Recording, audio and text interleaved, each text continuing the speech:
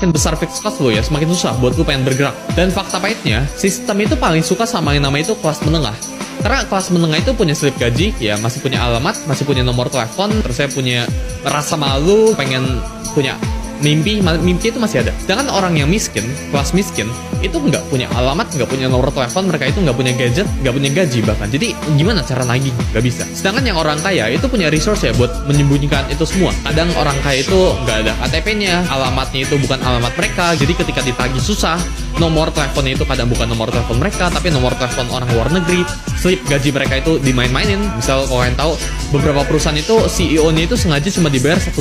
Biar apa? Biar tax-nya yang mereka terima itu nggak besar. Orang kaya itu punya struktur dan punya resource-nya buat tanda kutip ngebeli hukum, tanda kutip. Jeff Bezos itu bayar $1.000 setiap bulannya buat tanda kutip ngebeli hukum. Dia punya grace ya tinggi banget ya sampai ngelewatin aturannya.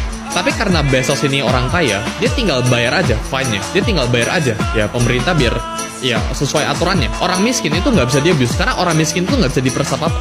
Sedangkan orang yang menengah ya itu bisa di-abuse. Orang yang menengah itu punya gaji yang pas-pasan, ya mereka itu nggak bisa afford buat punya resource yang gila.